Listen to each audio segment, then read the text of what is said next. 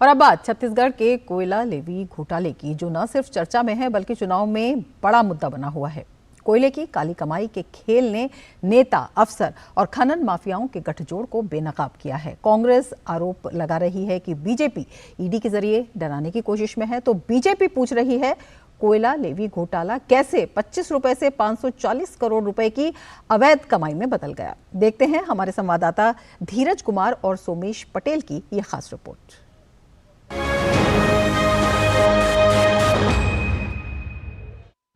छत्तीसगढ़ के मुख्यमंत्री की उप सचिव सौम्या चौरसिया, 2009 बैच के आईएएस समीर विश्नोई, कृषि विभाग की निदेशक रानू साहू, खनन माफिया सूर्यकांत तिवारी समेत कई खनन अधिकारी, इन्हें ईडी ने छत्तीसगढ़ कोयला घोटाले की रिपोर्ट में नामजद किया है।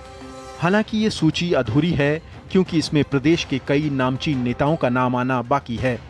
ईडी ने अब तक की कार्रवाई में 9 लोगों को गिरफ्तार कर कांग्रेस की राजनीति को बेनकाब कर दिया है। इन्वेस्टिगेशन में ये आया कि कम से कम वो 500 करोड़ से ऊपर का घोटाला है, जिसमें कि कोयले को ट्रांसपोर्टेशन करने के समय 25 रुपए की जो लेवी ली जाती थी, और उस लेवी के कारण जो पैसा प्रोसीड्स ऑफ क्राइम जनरेट हुआ वो बहुत सारे लोगों के जेब में गया। दरअसल 15 जुलाई 2020 को छत्तीसगढ़ की कांग्रेस सरकार ने खदानों से कोयले के ट्रांसपोर्ट के लिए ई परमिट की ऑनलाइन प्रक्रिया को बंद कर दिया। अब खदान से कोयला उठाने के लिए डीएम से अनुमति लेनी होती है। माफियाओं ने ये शर्त भी रखी कि खदानों से कोयला उठाने से पहले प्रति टन 25 रुपए लेवी के रूप में देना होगा। ऐसे में ट्रांसपोर्टर्स और कारोबारियों से जबरन वसूली की गई। आंकड़ों की माने तो रोजाना 2 से 3 करोड़ रुपए की उगाही से नेता, नौकरशाह और कारोबारी अपनी तिजोरियां भरते रहे। ईडी की माने तो इस पूरे खेल में कम से कम 540 करोड़ रुपए की जबरन वसूली की गई। कोयले में यदि मुख्यमंत्री 25 रुपया खुलेआम वसूली करने लगे, ईडी ने प्रमाणित, यदि ये तो पराकाष्ठा हो गई छत्तीसगढ़ में। करप्शन तो होता है, मगर ऐसा करप्शन दुनिया में कहीं नहीं होगा जहां सरकार खुद अपने अधिकारियों के साथ मिलकर करप्शन में इन्वॉल्व हो। कोयला घोटाला तो दादागिरी के दम पर लोगों से पैसा वसूल करना, ये और सभी कंपनियों पे दबाव डालना कि ट्रांसपोर्टिंग करेंगे तो हम करेंगे, और सरकार से जुड़े हुए लोग पूरे छत्तीसगढ़ में नंगा नाच कर रहे हैं और वसूली कर रहे हैं और लूट कर रहे हैं। कांग्रेस कहती है कि कोयला केंद्र का विषय है। यूपीए के शासनकाल में वन्यजीव और पर्यावरण संरक्षण को देखते हुए कोल आवंटन की मनाही हुई थी। भूपेश सरकार ने विधानसभा में भी एक प्रस्ताव के जरिए हसदेव अरण्य में कोल खनन रोकने की बात कही थी। हमारी सरकार ने तो पारदर्शिता से जांच करवाई है, और यहाँ समस्या कहाँ है? ईडी बताए कि किस कांग्रेस नेता के पास से क्या बरामद हुआ है, तो केवल षड्यंत्र रच के ये अपने पाप से बरी नहीं हो सकते। कोल आवंटन विशुद्ध रूप से केंद्र सूची का विषय है। राजनीतिक विश्लेषकों की माने तो वन्यजीव और नदी घाटी से जुड़ी रिपोर्ट को दरकिनार कर राज्य में कोल आवंटित हुए। चूंकि राज्य परिवहन का टैक्स सीधे राज्य के खाते में पहुंचता है, इसलिए राज्य के नेता, अफसर और माफियाओं के कॉकटेल ने अवैध वसूली को अंजाम दिया। 2018 के बाद सरकारें बनी, और जब ईडी यहाँ पर आई और उसको ये सबूत मिले कि कुछ कोल घोटाले हुए हैं, उसने जब इसको अंदर ही अंदर खगालना का शुरू किया तो कोल घोटाला कुछ सामने आया, और वो कोल घोटाला करोड़ों अरबों रुपए में सामने रहा। ईडी की 15 जुलाई 2022 की रिपोर्ट में साफ लिखा है कि इस पूरे खेल में नेता, अफसर और राजनेताओं की भूमिका संदिग्ध रही। न कोई रिकॉर्ड दर्ज हुआ, न कहीं बही खाते में लेन देन का जिक्र हुआ। कोयले से काली कमाई के गठजोड़ ने कोयले को कोहिनूर में बदल दिया। काजल की ये कोठरी कैसो ही सयानो जाए, एक लीक काजल की लागी है तो लागी है। ये बात सियासत में भी फिट बैठती है, बस फर्क इतना है कि सियासत में काजल की जगह हाथों में कोयला लग जाता है। कैमरामैन उत्तम सिंह के साथ धीरज कुमार, डीडी न्यूज़, रायपुर।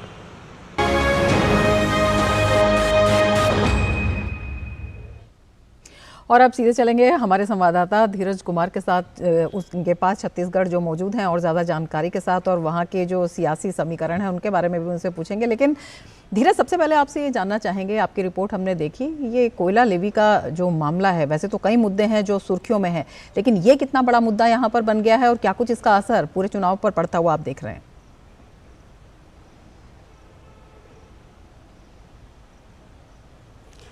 बिल्कुल आपने सही कहा। और जैसा कि रिपोर्ट में दिखाया गया कि कैसे कोयला घोटाला पूरे छत्तीसगढ़ की सियासत को प्रभावित कर रहा है। और मैं आपको बताऊं कि ये कोयला का जो स्कैम है, इसकी शुरुआत जो होती है वो 15 जुलाई 2020 से होती है। और 15 जुलाई 2020 में जो प्रदेश सरकार एक घोषणा करती है और कोयला में जो ई परमिट होता है, ई परमिट को वो बंद करा देती है। मीन्स ऑफलाइन को उन्होंने बंद, ऑनलाइन को उन्होंने बंद कराकर ऑफलाइन करा दिया। और यहीं से कोयला में घोटाले की शुरुआत जो होती है। और जैसा कि बताया गया कि उस घोटाले में ट्रांसपोर्टेशन में प्रत्येक टन 25 रुपये की वसूली की गई और 25 रुपये की वसूली से लगभग 540 करोड़ रुपये जुटाए गए। और ये 540 करोड़ रुपये यहाँ के नेता, यहाँ के अफसर और यहाँ के जो कारोबारी थे, जो कोयला के माफिया थे, उनके बीच में बांटा गया। और इस मामले में जो 9 लोगों की जो गिरफ्तारी हुई है, वो 9 लोग जेल में बंद हैं, अभी तक उन्हें बेल नहीं मिला है। जो सबसे अहम बात है कि इसमें जो डीएम के परमिशन की अनुमति दी गई थी, पहले ये नियम नहीं था। और डीएम के परमिशन से ये मामला सामने तब आया कि डीएम, अगर आप कोल खदान में जाते हैं और वहाँ से अगर आपको कोयला खरीदना है तो उसके लिए पहले डीएम से अनुमति लेनी होगी। इसका सीधा अर्थ ये था कि डीएम के शुरुआती दौर से, डीएम के स्तर से ही इसमें स्कैम की शुरुआत हुई, क्योंकि वहाँ परमिशन लेना जरूरी हो गया। और इस सियासी खेल में जबकि ईडी की एंट्री होती है, तो ईडी ने जबकि अपना जांच शुरू किया, तो ईडी के जांच में यहाँ के मुख्यमंत्री के डिप्टी सेक्रेटरी, वहाँ के कलेक्टर, वहाँ के जो कोयला माफिया सूर्यकांत तिवारी हैं, उन सारे लोगों का नाम आया। और ईडी ने अपनी पूरी तफ्तीश में ये भी पाया कि इस पूरे लेन देन में किस तरीके से जो नियम और कानून की धज्जियाँ उड़ाई गई, ना कहीं उसका लेन देन हुआ, ना कहीं कोई बही खाता में किसी तरीके का जो लेन देन दर्ज हुआ, ताकि लोगों से, यहाँ की आम जनता से इन बात को छुपाया जाए कि कैसे यहाँ कोयला के स्कैम को अंजाम दिया गया।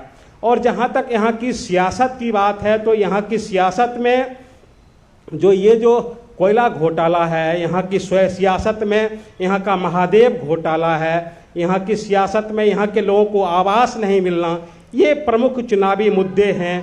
क्योंकि जो जानकारों की माने तो यहाँ लगभग, अगर हम आवास योजना की ही बात करें तो आवास से यहाँ 16 लाख लोगों को यहाँ मकान मिलने थे। केंद्र सरकार ने आवास योजना के लिए यहाँ 12,000 करोड़ रुपये दिए, लेकिन प्रदेश सरकार ने उस 12,000 रुपये का इस्तेमाल नहीं किया। प्रदेश सरकार ने साफ तौर पे कहा कि हम अपने हिस्से का पैसा नहीं देंगे, क्योंकि उस योजना में प्रधानमंत्री का नाम है। इसका नतीजा हुआ कि यहाँ की 16 लाख जनता आवास, बिल्कुल धीरज, कहने का मतलब है कि जो भ्रष्टाचार है, बिल्कुल भ्रष्टाचार इन चुनावों में बड़ा मुद्दा वहां पर बना हुआ है। और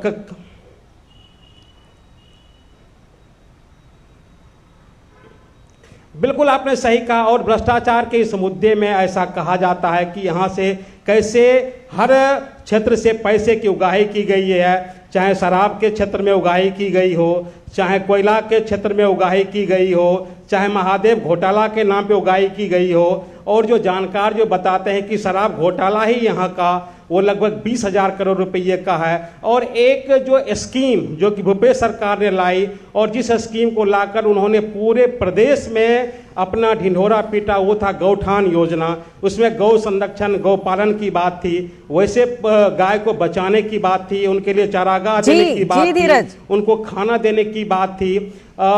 उस गाय के बारे में ऐसा कहा गया कि इस घोटाले में भी लगभग 13,000 करोड़ रुपये का स्कैम किया गया। जो प्रदेश सरकार ने कहा कि हम किसानों का गोबर खरीदेंगे, उससे हम वर्मी कंपोस्ट तैयार करेंगे। तो इस पूरे खेल में जो रिपोर्ट सामने आई है, उस रिपोर्ट के मुताबिक यहाँ लगभग 13,000 करोड़ रुपए का घोटाला, बिल्कुल भ्रष्टाचार एक बड़ा मुद्दा है और चुनावी लड़ाई काफी दिलचस्प है। धीरज जी, धीरज आप नजर बनाए रखें। फिलहाल शुक्रिया पूरी जानकारी के लिए।